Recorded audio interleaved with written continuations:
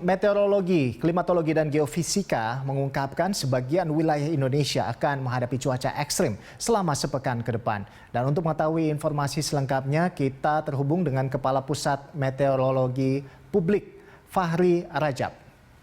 Ya, Pak Fahri, ini... Ya, selamat pagi. Ya, yang kami dapat informasi bahwa BMKG memperkirakan akan ada cuaca ekstrim selama sepekan ke depan. Cuaca ekstrim maksudnya akan berlangsung di Jakarta dan beberapa wilayah di Indonesia. Nah, ini tepatnya kapan hal ini akan berlangsung, Pak? Ya, jadi saat ini wilayah Indonesia memang sedang masuk periode awal musim penghujan ya. Jadi beberapa wilayah memang berpotensi terjadi hujan dengan intensitas sedang hingga lebat. Dan kemudian termasuk wilayah Jabodetabek juga ya. Nah, yang perlu diwaspadai adalah bahwa tipikal hujan di periode awal musim ini cenderung lebat tapi dalam durasi singkat gitu ya. Nah, BMKG memperkirakan sampai dengan seminggu ke depan masih ada potensinya. Namun bukan berarti setelah seminggu semua akan selesai gitu, enggak ya. Artinya kami akan mengupdate lagi. Besok kami akan update lagi, seminggu lagi ke depan.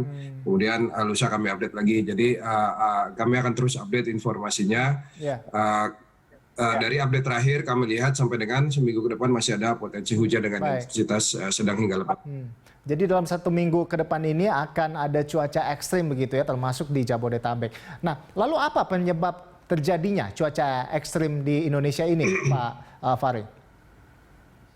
Ya, jadi kondisi cuaca ekstrim dalam bentuk hujan dengan intensitas sedang hingga lebat ini memang disebabkan oleh beberapa faktor ya. Pertama, karena memang saat ini kita sudah mulai memasuki musim penghujan, di mana musim penghujan kita ini juga disertai dengan adanya fenomena global yaitu La Nina ya, aktifnya La Nina, walaupun dengan intensitas lemah hingga moderat gitu ya.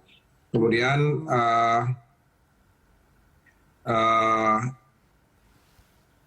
faktor-faktor lain yang juga turut berpengaruh terhadap kondisi dinamika atmosfer di Indonesia antara lain aktifnya beberapa gelombang atmosfer yang masuk ke wilayah Indonesia, kemudian adanya daerah pertemuan angin, suplai uap air yang juga cukup banyak masuk ke wilayah Indonesia. Nah, faktor-faktor inilah yang terjadi dalam waktu bersamaan yang menyebabkan hujan cukup banyak terjadi di wilayah Indonesia. Tapi kalau dari Anda sendiri, ini sebetulnya daerah mana yang harus jadi prioritas begitu Pak untuk diwaspadai Pak?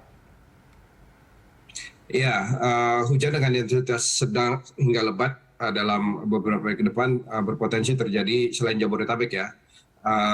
Itu di Sumatera, terutama di sisi barat Sumatera, kemudian Kalimantan, terutama Kalimantan Barat, Kalimantan Selatan, Kalimantan Tengah, kemudian Jawa Barat, Banten, Jawa Tengah, kemudian untuk Sulawesi, terutama di Sulawesi bagian selatan, Sulawesi bagian tengah, Sulawesi bagian tenggara. Mungkin itu daerah-daerah yang perlu menjadi kewaspadaan kita semua. Baik, terima kasih Pak Fahri Rajab sudah bergabung bersama kami di News on the Spot dan selamat beraktivitas kembali.